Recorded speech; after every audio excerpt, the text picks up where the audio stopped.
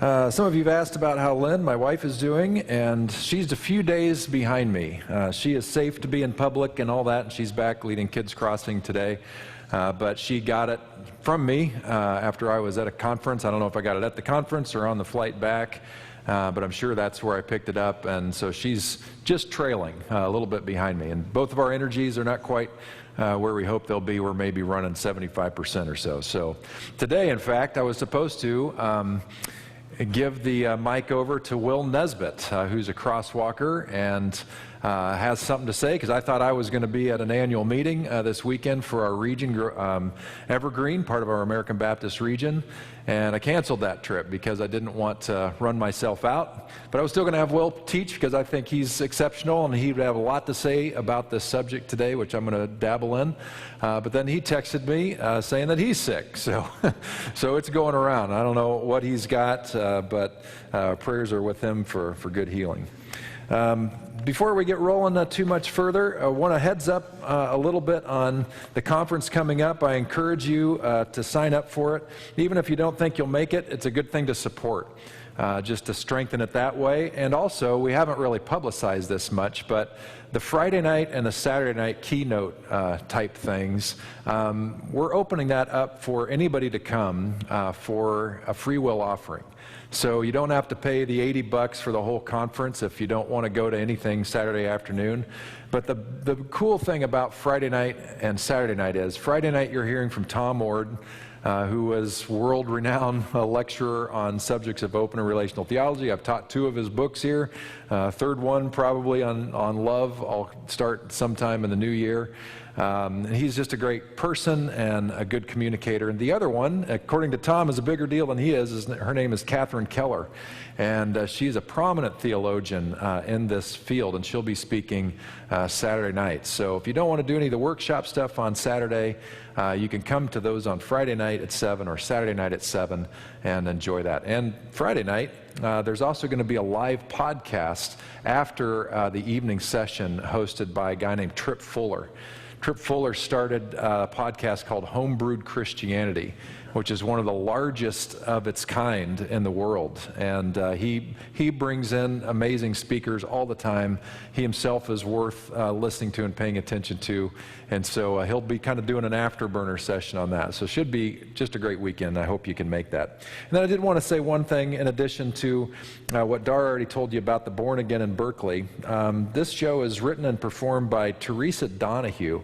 And I found out about this at the conference I was at, where I was gifted with COVID, and found out that Teresa Donahue is an actor here in the Bay Area and has done a range of work. And she basically is telling her story. She grew up in Martinez, became a Christian in a sort of megachurch type environment, and then started to experience the tensions that I talked about last week, how the tensions of politics and religion and where that's taken things. And so it chronicles her experience with that. And so I've previewed the show, watched it. One of our sister churches featured it. And so I think you'll enjoy it. I think she's a good actor. It's well written. It's clever, but personal. Has some deep, poignant things, but it's also clearly autobiographical. And so it's an opportunity to hear somebody tell their story, and that's how I hope you'll hear it. It's a great way to button up this series that I'm doing right now called Do I Stay Christian? So before we get into that, would you pray with me? And this prayer is going to be a little bit spoken and one little song that my mother taught me many years ago. So would you pray with me? May the words of my mouth and the meditations of our hearts be acceptable in thy sight, O Lord, our rock and our Redeemer. May the words of my mouth and the meditations of our hearts be acceptable in thy sight, O Lord, our rock and our Redeemer. May the words of our mouths and the meditations of our hearts be acceptable in thy sight, O Lord.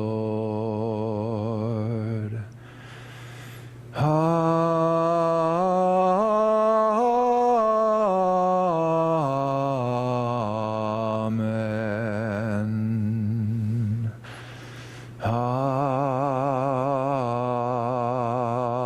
Amen. Thank you. So today I journey into this Do I Stay Christian, and I'm actually answering the question, do I stay Christian? Do I stay Christian? Said Elmer Fudd. And the answer for me is yes. And I want to talk to you about why today. But first, let's recap where we've been so far. Because the question, do I stay Christian, is a very serious question for many people.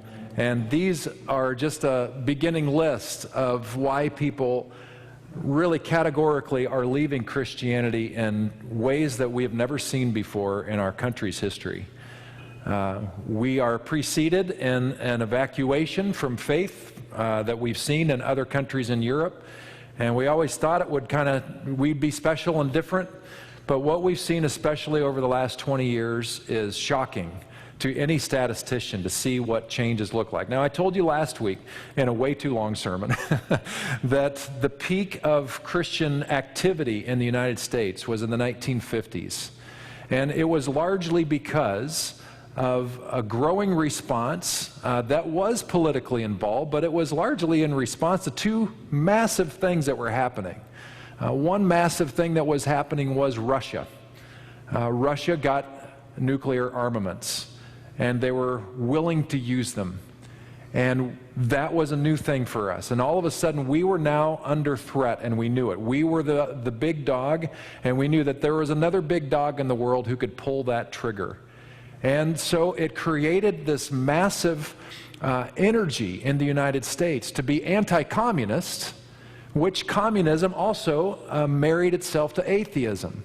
And so when that happened, another phenomenon happened here, where we recognize, well, we're not communists, we're a democracy, a republic, and we're Christian, doggone it.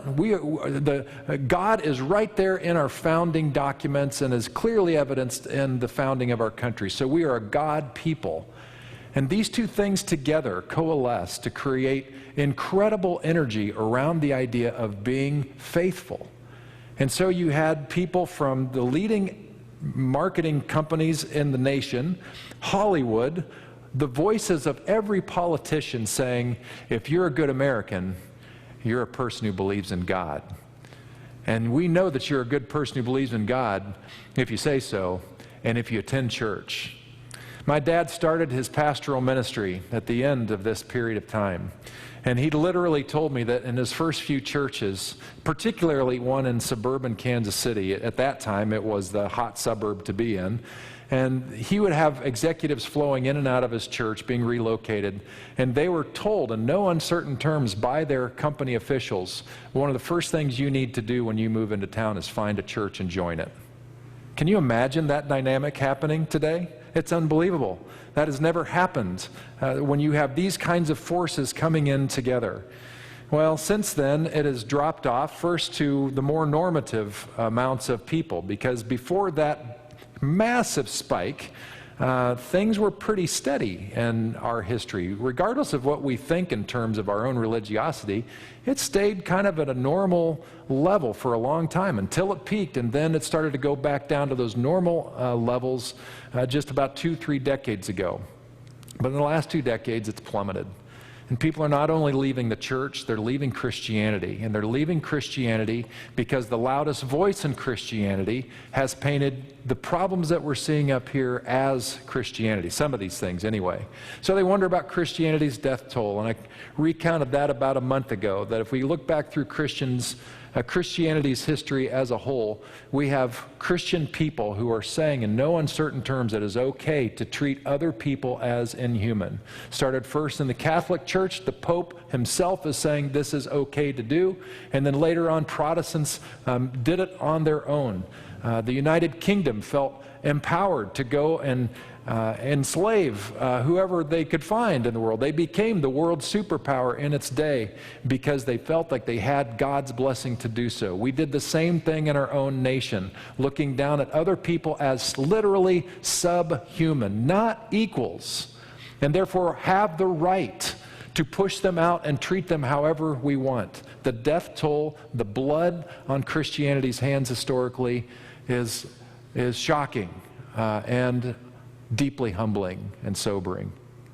There's also Christianity's rigidity toward dissent.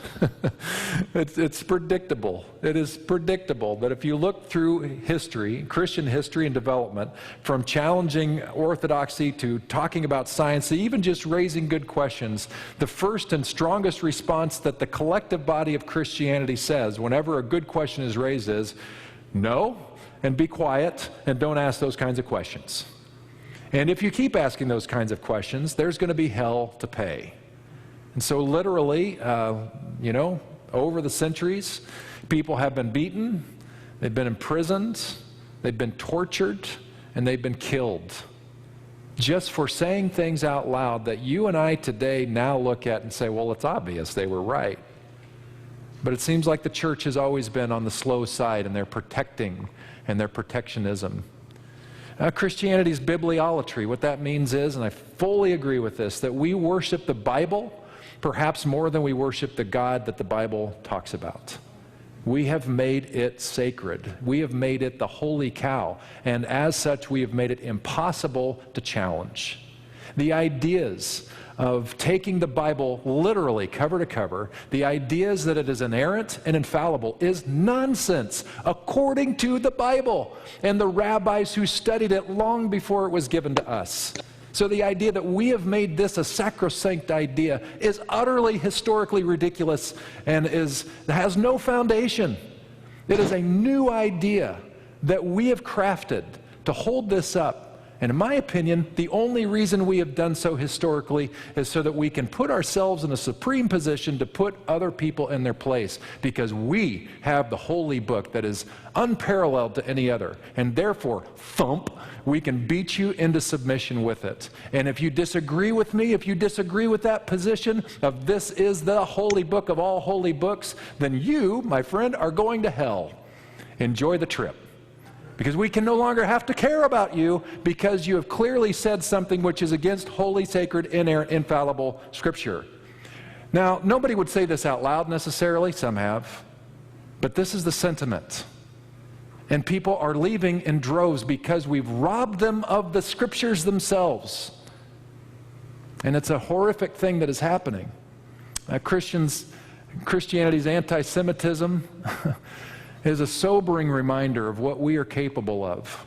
That even though we can say with our lips that we believe in Jesus, we follow Jesus, we agree with the way of Jesus, which is peace-loving, we know through history, Hitler being the greatest example, and Nazism the greatest example, and the most horrific example, that even loving people have the capacity to turn and do horrific things to other human beings if the context is right. Christianity's political adultery, and I'm very specific with those terms. It is adulterous. It is adulterous on both sides, all sides. No. That we have this tendency, because we want to see change happen, that we get in bed with power as Christian leaders, and we find out that we have stepped out on the one that we're actually wedded to, who is the very Spirit of God. And we couch it, and we contextualize it, and we make excuses for it, but at the end of the day, it's still adultery. Christianity has become the useful idiot of different political parties over the years. Let that sit with us. We've not been as powerful as we have thought. We have been played. We have egg on our face, and it's caused people to leave the entire thing. Christianity's selective mistreatment along the lines of race, gender, nationality, sexuality, climate change, refugees, children, marriage, and whoever might be next. And I've mentioned that whole long list, and I just want to be a little bit autobiographical, hopefully not very long on this, because I want to get to why would I want to stay in this thing at all. But I can tell you, as I was writing this up yesterday, I can tell you that for my entire adult life, and even a little bit before, but definitely 18 on, from college on, I was born and raised in a Christian home. My dad's a pastor. We were in a mainline traditional home. So not super conservative, but still Baptist, so kind of goes without saying, kind of conservative. But in that setting, because I was raised in a moderate household in theology, I didn't have super conservative leanings on things. So like the whole thing about abortion, did you know that in the late 60s, when abortion became a legal, safe option for women, that the majority of church leaders, even of what we would call conservative denominations, were okay with it? That they signed off on it, they thought it was a good thing? Did you know that? It's crazy. And then it changed because of that political adultery thing I'm talking about. It became this horrific thing that it had, the argument that it became today. So not even about Roe v. Wade, not even about choice and all that, which I'm for choice. But when it just came to women, I remember in college having conversations with women, or actually guys about women, not those kind of conversations, but other conversations about, with conversations about guys in the Christian world about women and their authority or not, because even though I became a Christian leader on campus, I didn't go to the church that most of the other Christian folks went to on campus, which was a small conservative church. And they kind of brought me in. I don't even know how I became a leader on the Christian stuff on campus, because I didn't fit. But that also drove them crazy, because I would push back on their versions of the Bible, on whether or not women should be allowed to have any kind of leadership, on creation. All of these things I've had to deal with my entire adult life as a Christian, defending all these things which don't need to be defended. And so I can understand if you didn't have my upbringing, you didn't have a call of God on your life to be a pastor, which I had the summer before my sophomore year in high school. If you didn't have all these motivators saying, you need to stay in the game, I completely understand why somebody would just want to walk away. And of course, I've had skin in the game. All of these things, these are not clean. These are not easy. I can have many stories here in this church about what version of the Bible are we okay with, about, well, how do we treat people who aren't Christian yet? And I've had key leaders in this church's history tell me, I don't care if they go to hell in a handbasket. Those words were said about people who didn't know anything about Jesus. That's the kind of white knuckle stuff. That's been my experience. I remember losing another guy because I was fully supportive of gender equality in the church. And he got so mad at me and eventually left. These are not pleasant little conversations in a text to say, hey, Jesus loves you, have a nice day. These are intense battles. I'm not exaggerating here. And of course, as you probably know, I know about 4 years ago, well, many years ago, 2006, after I was done with my doctoral work, I used my new fancy tools to look at two major topics which I knew were tearing Christianity and the country apart, especially Christianity. I wanted to know about what is the Bible really saying about homosexuality, and I wanted to know what is the Bible really saying about the concept of hell. And found out that in both cases, what was being peddled out on the pulpits and in the airwaves is not really reflective to even what conservative scholars were saying about both of those things. So I started murmuring about that back in 2006 and talked about it the first time publicly in 2009 and then again in 2014. And in 2014, talking about marriage equality and saying that I do not see any theological reason why God would not bless a same-gender covenant. Given how I understand the fullness of the Bible and fullness of Scripture and what covenant was about and all these different things, I understand, that caused a little kerfuffle. And it caused some problems within our denominational region that we were a part of at that time. But they chose to keep me in leadership.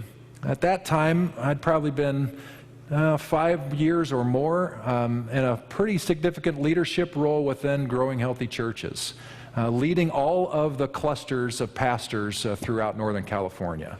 So I was telling people what books are we going to read, making sure that our pastors collectively were looking after. And it was a wonderful opportunity and a wonderful role. But when I let our executive minister know that I was going to marry a couple who was same gender, that was a deal breaker.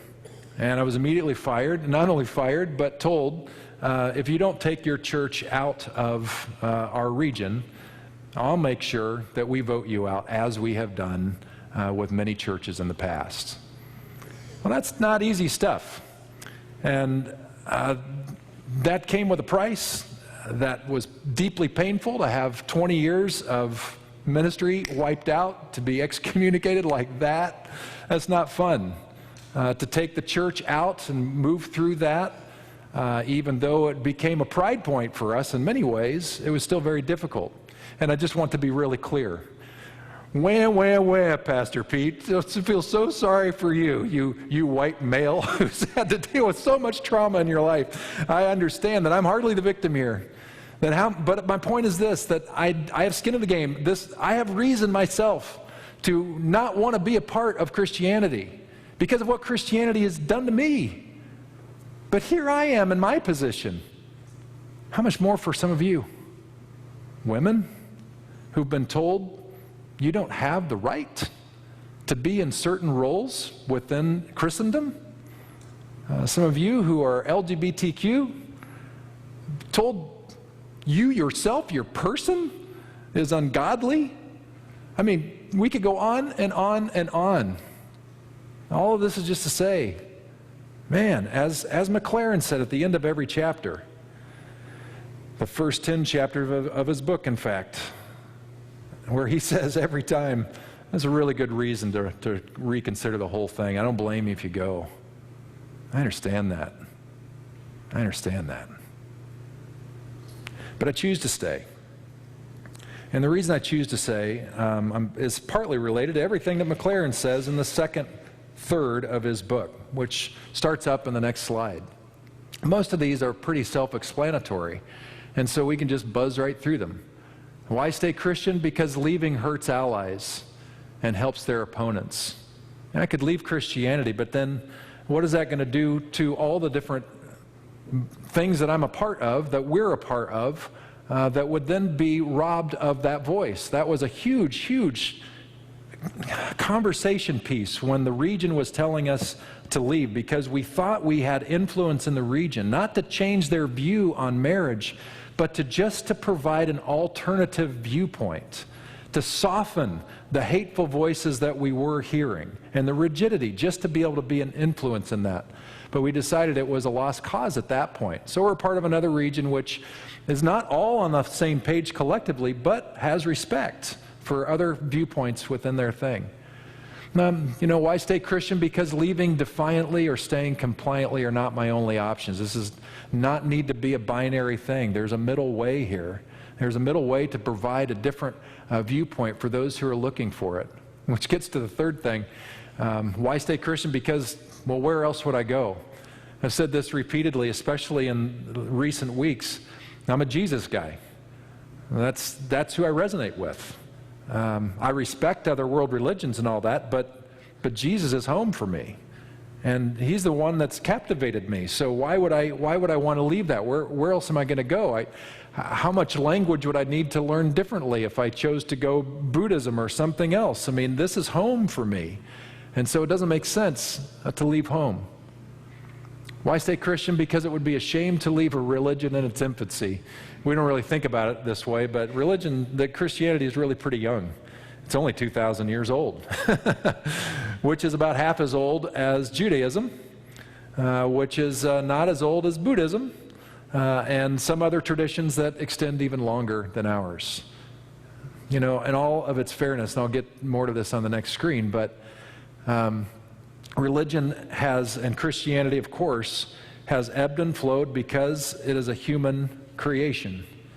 We have human beings in Christianity who are in flux, who are shifting through history and dealing with all of the challenges they go. So of course we can expect it to be one hot mess over time. That's just the way every organization is. Doesn't excuse it, but it just helps us understand that, of course, it's evolving. And of course, I just mentioned because of our legendary founder, and more on that, is Jesus, did he have any challenges in his life? Or did he get any pushback in his ministry? Did anybody take issue with anything that he had to say? Of course. Of course. He was in a very similar situation that we find ourselves in today. He would give a new idea, new understanding about interpreting Scripture in a different kind of way. And as soon as the words got out of his mouth, there'd be immediate pushback from religious leaders all around him. He would break some very important, significant Sabbath laws. And when that would happen, he experienced quite a storm of rebuke from those who knew it and called him out on it. And Jesus handled it every step of the way. But he didn't win. He didn't win. It beat him. He lost the game. And he knew it was coming. He knew the night that he had the Last Supper with the disciples, he knew that he was going to be betrayed. He knew what was happening while he was weeping and praying in the Garden of Gethsemane, praying that this cup would be removed from him because he knew he was about to go through hell. And he did. And he was killed. And we know that that's not the end of the story.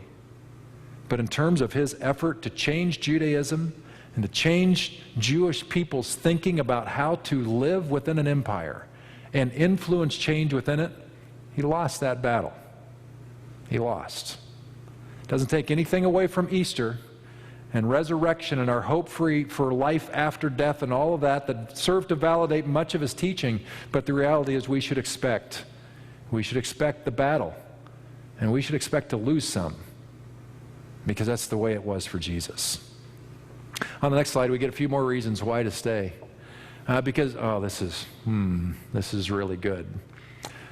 Boy, I don't know if I can do it justice, but because innocence is an addiction, and solidarity is the cure.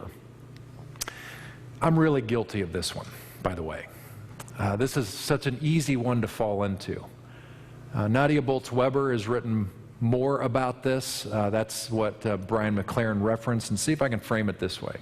Because what I find myself doing when I talk to people who are looking for a different interpretation of Christianity or an alternative orthodoxy, if you will, when I start talking about all those reasons why people want to leave Christianity, one of the things that I quickly say is, well, yeah, but that's not really representative of true Christianity. Or they've kind of stepped away from Jesus on this. And so I distance myself from those Christians over there who are getting it wrong, is essentially what I'm saying. But when we choose to do that, it's a little bit dishonest. And it's definitely not helpful. Because what it does is it gives us the opportunity to excuse ourselves because we haven't been a part of it. We haven't reflected those things which are so awful. We probably represent other things that are not so wonderful to other people. But when we choose to be innocent from the people that we believe are not practicing the faith faithfully, we sort of excuse ourselves from any responsibility in it. And when we choose to do that, it's like we're washing our hands of something that we should have been doing something about all the time. I imagine it's like when you're in a household where there's substance abuse or domestic violence. And there's a person in the circle, and everybody knows there's abuse. They know it's a substance or physical abuse or sexual abuse or what have you.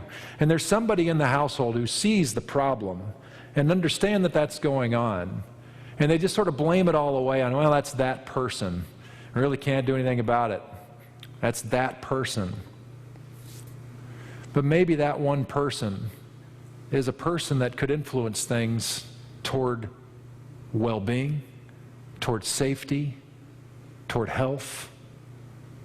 And when we sit in silence and do nothing, when we just walk away from it, it is an addictive innocence which is inappropriate. I'm not saying it quite well. I don't know if you get me on this.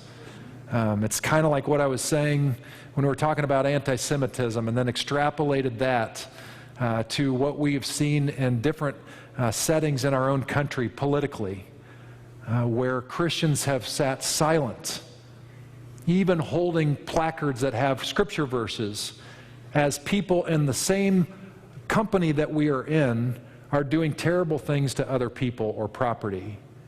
And when we claim to be Christian, when we wear a cross around our neck and do nothing, when we see horrors happening, big and small, that's inappropriate. And we excuse ourselves as being innocent because they're the ones who are being naughty, not me. You see the problem with that?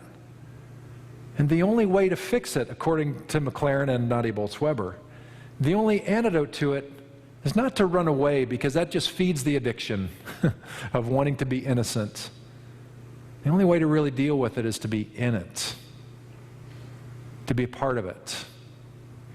I was, the last week's Center for Action and Contemplation, which I read every day in my inbox, they went over the 8 core tenets or principles of their organization, and their last one had to do with remaining humble and open.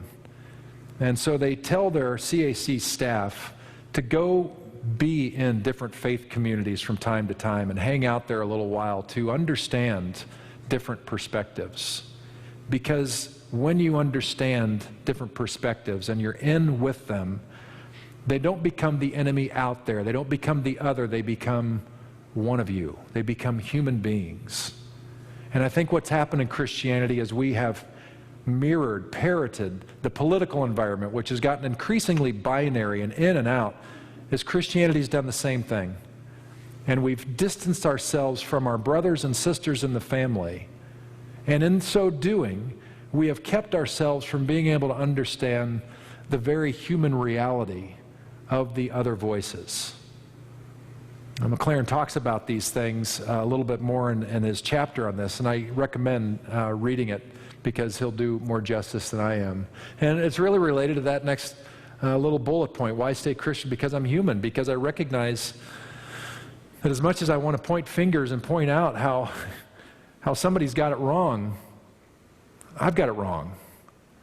I'm on a journey. I don't see the world the same way I saw it when I was an early young adult. I don't preach the same as I did when I was in my first church. I don't preach the same stuff because I've evolved, I've changed, I've switched since I've come here. And I hope that 10 years from now, if I'm still around here or anywhere, I hope that I'm not saying the same things that I am today. I hope to be more mature. I hope to have learned more, to see the world differently and better and more wholly. And I hope that's the case for all of us. But because we're all human, that compels us to stay in the game, not to leave it. Because every other Christian that's ever walked the planet is also human. And that gets to the next thing, because Christianity is changing, and it's changing for the worse and for the better. Because we are in context, and we're in the United States context, which the political machine is increasingly binary and increasingly driven by fear. And don't you just love the commercials that we have every election cycle? I love this generalized one that's all about fear, fear, fear. You know? And watch out for every possible worst case scenario that is possible, and let that change your vote or whatever. When I was in Kansas in the summer, this was kind of funny because, as you probably caught in the news, they had a referendum in their state ballot, special election, dealing with choice and abortion rights and this kind of a thing. And so the primary commercial that Lynn and I would hear as we're watching TV with her folks is, "You don't want to be like California, do you?" It was hilarious. I was like, well, it's not all that bad, really. You know, so anyway, that's part of a flavor of where we are as a culture. And Christianity has followed suit. And it's damaging it's damaging our country, where we don't listen to each other, we don't hear each other, we push each other to the sides, and it's hurting us. And we need to take a note on that and realize the same is true in Christianity. Well, This might sound ridiculous because why would God need to be freed? Well, the reason God would need to be freed is because God doesn't have hands and feet, and God does not have a mouth. It's Christianity, it's Christians who are the mouth of God, who are the hands and feet of God. And we are potentially guilty right now of the same missteps that Christianity has been guilty of every century, of being late to the party, on the wrong side of history. And can we free God, as Jesus did in his day, to the more expansive, loving view, which is represented in Jesus' understanding of God as primarily Abba, a loving Father, Daddy, that motivates our thinking all the way through. I'm so appreciative of Stephen's meditation, which touched on that today, because it really is the transformative thing.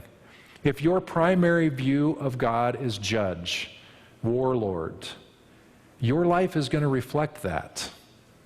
Indeed, in most of Christianity, that is the dominant image that has prevailed. And how has it been reflected in Christianity?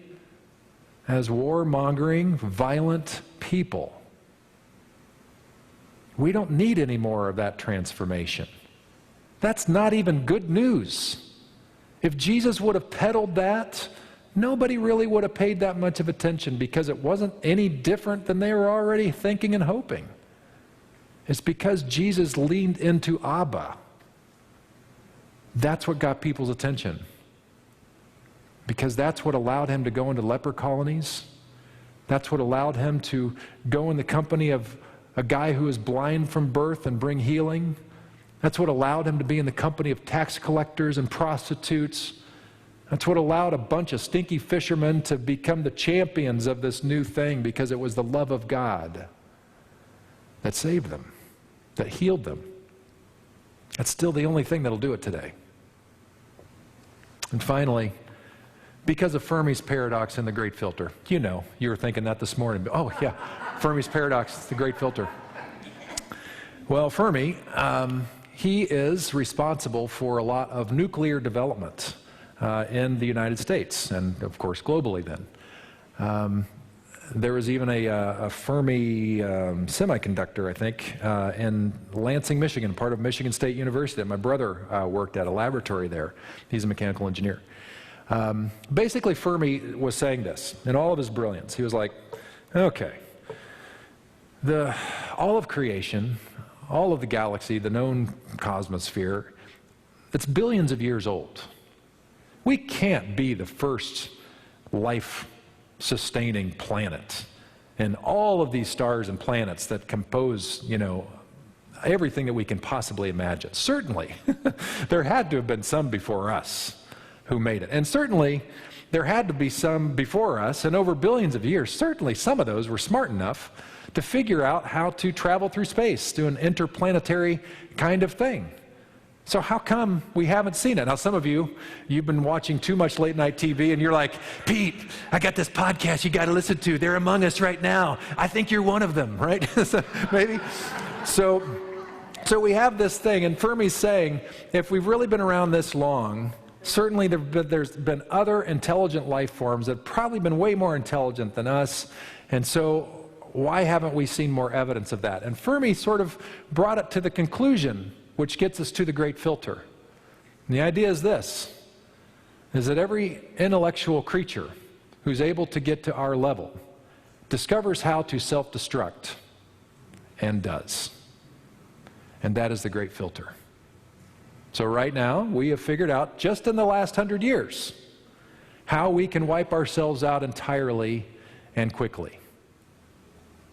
And this is a question that has seriously been before us since World War II, was a serious threat against us in the 1950s and beyond, and is still being talked about today, still being threatened, seriously. If they had the capacity, North Korea, certainly do have the capacity in Russia, China, other countries as well. And of course, we have the strongest military in the world, and therefore we are the biggest target. Why stay Christian? Because of Fermi's paradox and the great filter. If the primary image of God that people are talking about in the world is the one who wants to end it all anyway and judge the world and take all the good folk to heaven and forget about all this thing called planet Earth, well, that's just going to speed up the process. And indeed, there are Christians who say that very thing. Don't care about the planet. It's all going to hell in a handbasket anyway. Do we really care that much about our grandchildren? Let's let the water tank. Let's just let things keep on getting crazy because God's going to bring it all down anyway. That's real thought, and that has God as angry judge at the primary image of who God is. But if we're Jesus people, that's not the primary image. The primary image of God for Jesus is Abba, Daddy, who says, no. It's all about love, a deep, profound, strong, challenging love that does hold people to account, who says what you're doing is against the history of nature. It actually is hurting people, and you're hurting yourself in the process, and you're going to wipe us all out if you don't pay attention. If we who understand the message of Jesus clearly aren't the ones who are saying this into the culture, who is?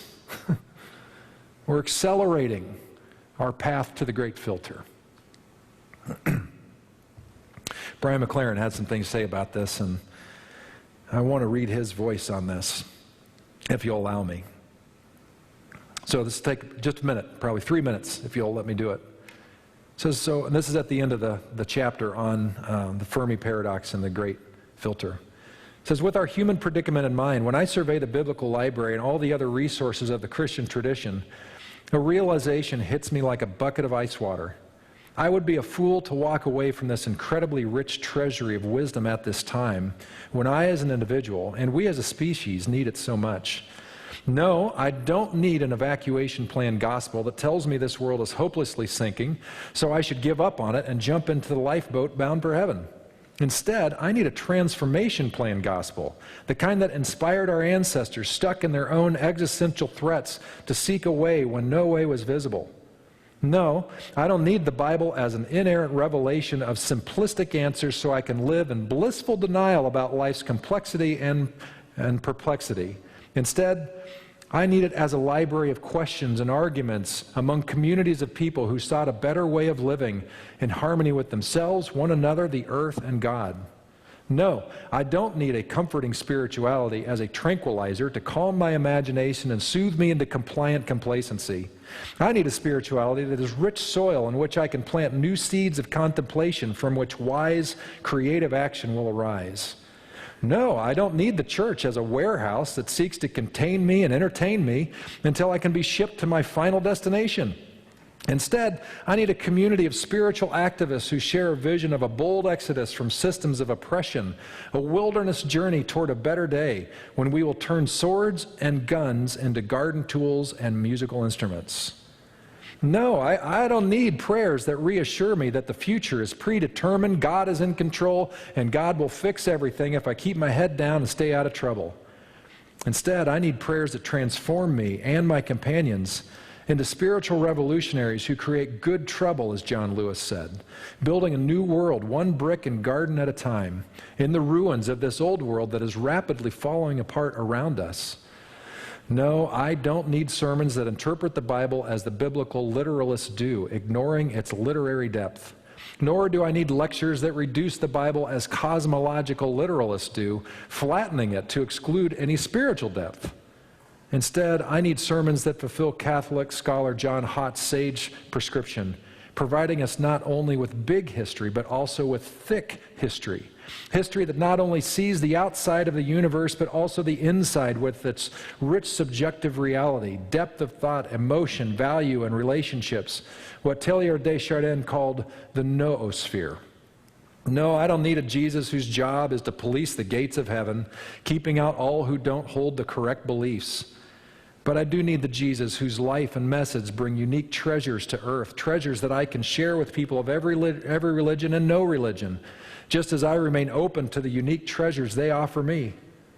No, I don't need a constricted Christian worldview that teaches me to see the world as a machine and God as the almighty engineer who created it and now tinkers with it.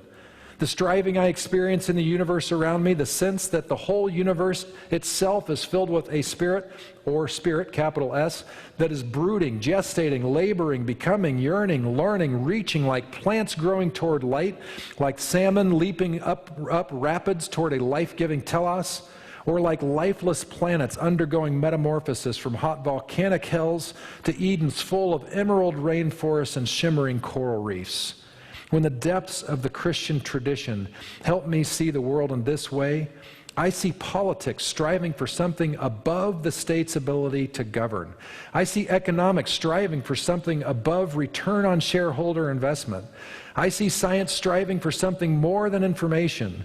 I even see religion striving for something more than full sanctuaries and overflowing offering plates.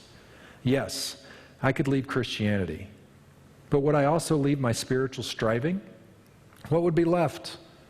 Rational analysis that convinces me that life is doomed and meaningless, that we'll never make it through the great filter? Desperate action that can too easily become the monster it is trying to fight? Yes, I could reject conventional Christian answers. But would I also reject the questions that have motivated the great Christian saints and sages? Questions that keep me striving to grow as a human being? Might I be a truer Christian for striving with the questions that I would be for accepting the answers?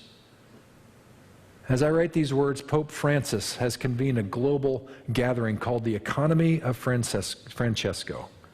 The gathering was supposed to bring a few thousand people to Assisi, Italy, honoring the vision of St. Francis, but due to COVID, the gathering has moved online, which has made it accessible to all of us. And what McLaren talks about is in that manifesto, 2 different documents. Turns out the Pope is on the same page of wanting to have a better theology that tries to actually transform the world, mature the world, make it what it can be, based on an understanding of the love of God. There's a passage in Scripture which I want to briefly talk about just to bring this thing home for you and for me today. Starts on the next slide. This comes from the end of John. This is after Jesus died. It's after he's raised again. He told the disciples he'd meet him up in Galilee during their old stomping grounds. And so the boys were out fishing, waiting for Jesus to show up. They couldn't catch anything. The little backstory. There's some schmo on the shores that says, "Hey, did you catch anything?" And they're like, "No, we didn't catch anything." And so the voice from the shore says, "Well, try it one more time."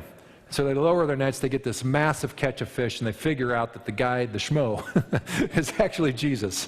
And so they rushed to the shore and found out that Jesus had already caught some fish and had already started a campfire and already cooked them breakfast. And so it's after this experience that we run into this. After breakfast, Jesus said to Simon Peter, "Simon, son of John, do you love me more than these?" "Yes, Master, you know that I love you." Jesus said, "Then feed my lambs." And he asked a second time, "Simon, son of John, do you love me?" "Yes, Master, you know that I love you." And Jesus said, "Shepherd my sheep." Then he said it a third time, "Simon, son of John, do you love me?" And Peter was upset that he asked for the third time, Do you love me?"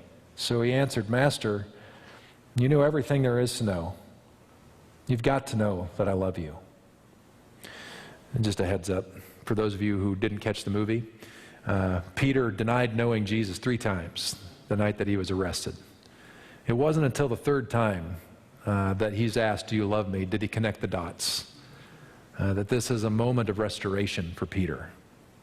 Just as he'd been denied Jesus 3 times now, he's affirming his commitment 3 times over. And Jesus said, "Feed my sheep. I'm telling you the very truth now. When you were young, you dressed yourself and went wherever you wished. But when you get old, you'll have to stretch out your hands while someone else dresses you and takes you where you don't want to go."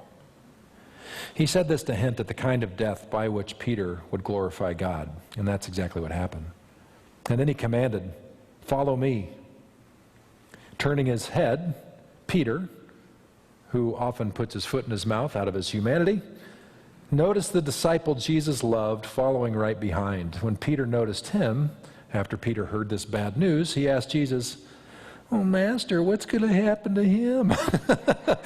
As if to say, I hope he gets it as bad as I do, because I don't want this bad news. And Jesus said, "If I want him to live until I come again, what's that to you? Follow me." I want to tell you that leaving is an understandable option. Yet the invitation to follow remains because of the reasons to leave. I stopped wearing a cross for about 3 years because I so didn't want to be painted with the same brush that I'd heard from other factions of Christianity. I've been wearing it now since I read McLaren's book. Wearing it again because I can't leave it. It's too important. It's too big. The mission matters too much. The God who loves us and proclaims love to the whole world is still proclaiming the same thing. And if I choose to walk away from that, I am choosing to take one more voice out of the equation, saying, this love of God is real. The Jesus way works. Nonviolent resistance works. It's not as fast as just pulling the trigger or amassing troops, but it actually works better for the long haul, if we'll ever try it. You can't give up on it. The love of God is too powerful in my life, and I'm wondering where you are now. If we were having breakfast with Jesus on the shore, recounting all of our own humanity, all the ways that we have in great and small ways denied knowing Christ. You've done it. I know you have. I even know some of the ways some of you have done it. So don't try to get away with anything. We're all in this boat together. We are all Peter. We are all mixed human sacks of sometimes getting it and trying our best toward our aspirational goals and sometimes falling on our face, hurting ourselves and other people. And yet, Jesus beckons us and says, yeah, I know, but I still love you. You love me. You up for trying this thing a little bit more? And are you so convinced of the love of God, not in any kind of a threatening way, but are you so convinced of the love of God as really the only thing we really have at the end of the day? Because it's the only thing we really have at the end of the day. You don't have anything else. When these give out, what do you have? All the stuff that you've acquired, gone. The titles you've accumulated and hung on your wall, gone. The only thing you are left with is whatever that soul is that you have and the love of God. There is nothing else. So what else are we going to be about? So Jesus asks us, you and me, fellow Peters, having breakfast with Jesus, even if it all goes south, even if it doesn't go so well, even if you got to put up with some hatred because maybe that's the only thing the person knows, but you know a different way. You know the love of God for yourself and for the hater. Are you willing to choose the side of love anyway? Are you willing to choose the side of love anyway? Peter said yes. This Peter says yes too. And I'm wondering where you are on that as well. Before we do a responsive Lord's Prayer, let's just spend a moment with our eyes closed and silent. And I'm just asking you to identify what is happening in you. What have you heard today? And you know what? It's okay if I didn't sell it well today and you just want to walk, that's all right. No guilt, shame. I get it. I get it. And I think God gets it. It might not be your final answer, over the course of your life, but if today your answer is, I just can't do it anymore, then God bless you. And know that God loves you anyway. Always has, always will. And it's God's love that is going to sustain you. But maybe today, maybe some other things have clicked, come into focus. Maybe like me, you know all the reasons. You felt the pain of all the reasons why you could leave. But you can't get away. You can't get away from the invitation of love to love.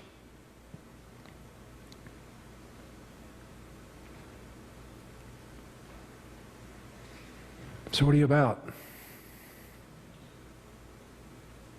Who are you about? Who are you? Who are you following?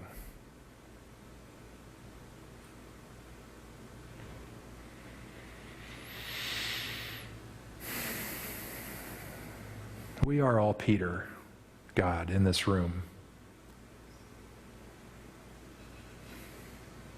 Peter blew it a couple more times after this exchange, God. We can read it in print. He was still slow to get it. He was a mixed bag of being in the way, being slow to see things, and yet at the same time, he was also a champion of the changes that changed the world. That's who we are, God, and we sit here before you, knowing we don't deserve anything from you. And we need to say that not because we're worms and hated by you in any way. You love us. That's clear from the very first chapter of the Bible. You look at us and or do you just celebrate human beings? But we need to say we don't deserve it because we feel like we earn everything in our life. And in our culture, we believe in transaction. And we need to say to you, we know we don't deserve your love. We can't earn it. We just are. May your love of us, God, heal us of transactional thinking. Heal us of the limiting views we've placed on you that has limited your voice in us and in anybody we speak to about you. Strengthen us for what lies ahead. Be it good or bad, may we ground ourselves and found ourselves on your never-changing, reckless love. Because that's all there is.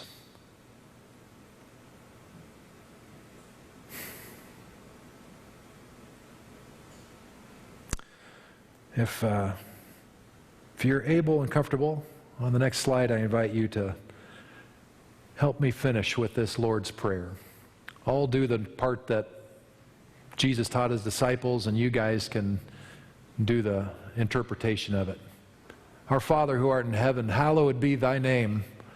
Thy kingdom come, thy will be done on earth as it is in heaven.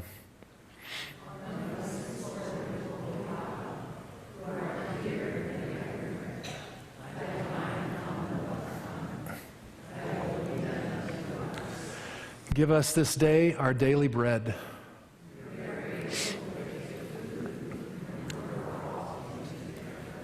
Forgive us our trespasses as we forgive those who trespass against us.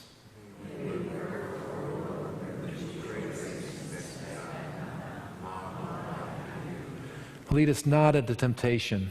Deliver us from evil. Strengthen us for the work we're called to embrace. Amen. May it be so. Thank you for coming today. Thank you for missing the first half of the Niners game today. Pray for the Chiefs today. Have a great week, and we'll see you here next week.